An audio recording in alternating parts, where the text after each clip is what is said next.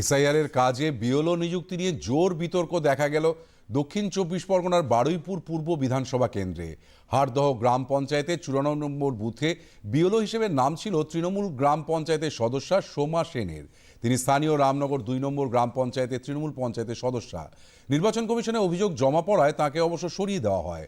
সোমার পরিবর্তে দায়িত্ব দেওয়া হয় অঙ্গনওয়াড়ি কর্মী দেবী হালদারকে। শারীরিকভাবে অসুস্থ হওয়ায় তিনি বিএলও হিসেবে দায়িত্ব থেকে অব্যাহতির আবেদন জানান।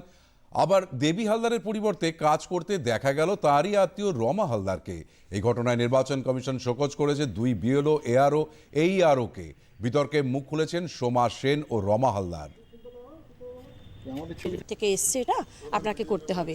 এবারে আমি তখন আবার এসে আমার প্রধান সাহেব রামনগর 2 এর প্রধান সাহেবকে আমি ব্যাপারটা জানাই, দাদা আমাকে এরকম নিয়োগপত্র দিয়েছেন, আমি কি করব, আমি তো এইভাবে কাজ করতে পারবো না, তাছাড়া আমি সদস্য, এরকম বারবার বলেছি। উনি সঙ্গে সঙ্গে আমার সামনে দাঁড়িয়েই বিডিওকে ফোন করেছেন, আমি সেখানে উপস্থিত ছিলাম। উনি বলাতে বিডিও সাহেব বলেছেন যে ও কিছু অসুবিধা নেই, কিছু করার নেই, এখন করতে হবে কাজটা। এরপরে আমি আর বিডিও সাহেব যেখানে বলে দিয়েছেন, প্রধান সাহেব বললেন কি করা যাবে, আর করতে হবে বলছে। কতদিন কাজ করেছেন আপনি? আমি 25 দিন মতো কাজ করেছি। আচ্ছা, 25 দিন কাজ করেছেন। পরবর্তী সময় কি কোনো অবজেকশন? হ্যাঁ, আমি কাজ করছি এলাকায়, তবে আমি পাওয়ার পরে খুব নিষ্ঠাভাবে সততার সঙ্গে আমি কাজ করে গেছি। এলাকায় যখন কাজ করেছি আমি নিজে একবারও মনে করিনি যে আমি এখানে টিএমসি সদস্য বা কিছু, এটা একবারের জন্য আমার মনে কোথাও ঠাঁই দিইনি। কাজের মধ্যেই পুরো ডুবেছিলাম।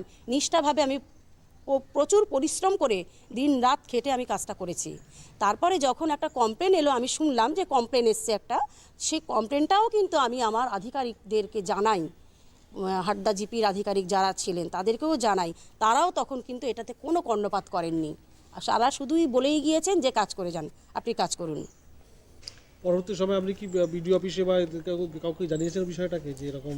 না, বিডিও অফিসে আমি জানাইনি। আমি আমার আধিকারিক যারা আমাকে এটা দিয়েছে আমি তাদেরকে জানিয়েছি। আমার আপনাদের এখানে 94 পার্টের আপনি ওখানে সহযোগী হিসেবে কাজ করছেন দেবী হালদারে? হ্যাঁ, দেবী হালদার 94 ছিল, আমি তার যা হিসাবে করে দিয়েছি।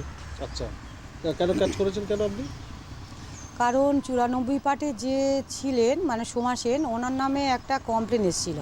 আসলে তখন উপর থেকে বলা হলো যে দেবী হালদারের নামে অ্যাপয়েন্টমেন্ট লেটার দিয়ে করা হোক।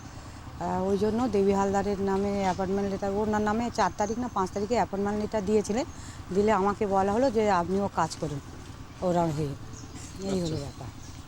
কিন্তু দেবী হালদার কাজ দেবী হালদার করবে, আপনার কাজ আপনি না, উনি এই বিষয়ে বোঝেন না, আর অসুস্থ ছিলেন, এইভাবে করা হয়েছে যে উনি অসুস্থ, আমি তার হয়ে কাজ করেছি।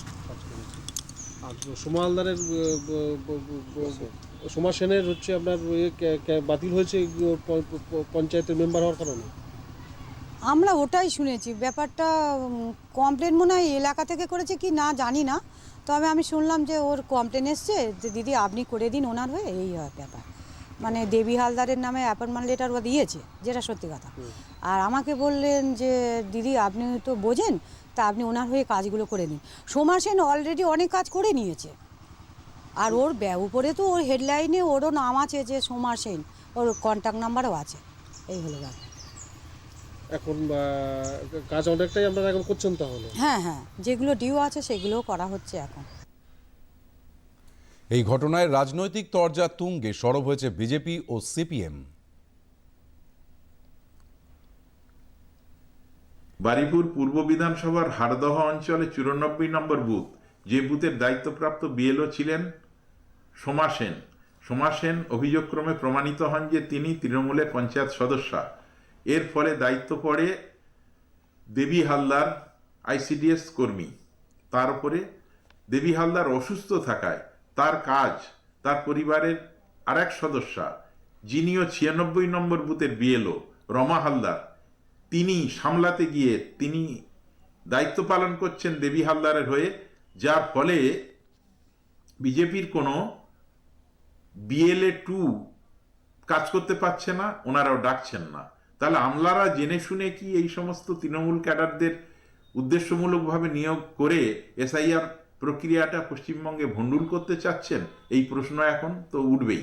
মৃত ভুয়ো ভোটার রেখে দিতে হবে, সেই উদ্দেশ্যে তাদের সুপ্রিমো থেকে তলা পর্যন্ত বিভিন্ন পঞ্চায়েত প্রশাসন, ব্লক প্রশাসনকে কাজে লাগিয়ে এই প্রক্রিয়ার মধ্যে কাজে লাগাচ্ছিল। বিএলও যারা হয়েছিল নির্দিষ্টভাবে আমরা অভিযোগ জানিয়েছিলাম, পঞ্চায়েত সদস্য বিএলও, অভিযোগের পরে পরিবর্তন হলো। তারপরে দেখা গেল হরদা বুথে দেখুন না 94 নম্বর বারুইপুর পূর্ব সোমা সেন যিনি পঞ্চায়েত সদস্য ছিলেন, তার পরিবর্তে যাকে বিএলও করা হলো তিনি একজন অসুস্থ, তার পরিবর্তে অন্যজন কাজ করছে। এই একটা বুথ নয়, অসংখ্য বুথে এইরকম বিএলওদেরকে নিয়ে তৃণমূলের পঞ্চায়েত সদস্যরা জবরদস্তি কাজ করানো হচ্ছে। কোথাও বলছে 100% এনুমেরেশন ফর্ম ডিস্ট্রিবিউট করতে হবে, যে ভোটারদের কোনো ট্রেস নেই, ভোটারদের কোনো ট্রেস পাওয়া যাচ্ছে না, তাদের নির্দিষ্ট বুথে বাড়ি নেই, তাদের ফর্মও ডিস্ট্রিবিউট করতে বাধ্য করছে। নির্দিষ্ট তারা এই পঞ্চায়েতের সদস্য তারা ফর্ম নিয়ে নিচ্ছে। হরিহরপুর পঞ্চায়েতে এমন উদাহরণ আছে, মল্লিকপুর পঞ্চায়েতের একাধিক বুথে এমন উদাহরণ আছে। আসলে এরা জানে যে মৃত ভুয়ো ভোটার যদি বাদ যায়, তৃণমূলের পক্ষে আগামী নির্বাচনে ফিরে আসা আর কখনো সম্ভব নয়। পাল্টা সরব হয়েছেন স্থানীয় তৃণমূল নেতৃত্ব, তদন্তের দাবি জানানো হয়েছে। দায়িত্ব ইলেকশন কমিশন। আমার রামনগর 2 পঞ্চায়েতের যে সদস্যকে হারদা পঞ্চায়েতে বিএলও করা হয়েছে, সে বারবার বলেছে, প্রধানও জানিয়েছে, কিন্তু ওসি ইলেকশন তৎকালীন বিডিও সৌরভ মাঝি তাড়াতাড়ি কাজ দেখাবার জন্য কোনো আপত্তি মন্তব্য কাউকে গ্রাহ্য করেনি এবং বাইফোর্স করতে হবে, এই তারিখের মধ্যে তুলে দিতে হবে। এই চাপে পড়ে সোমা সেন ওখানে কাজ করতে বাধ্য হয়েছে। সে লিখিত অভিযোগ ডিএমের কাছে পাঠিয়েছে, প্রপার তদন্ত হোক। অনিচ্ছাকৃতভাবে যাকে কাজে লাগানো হচ্ছে তার ভুল না ইলেকশনের দায়িত্বে যারা আছে, ইয়ারও ওসি ইলেকশন তাদের ভুল।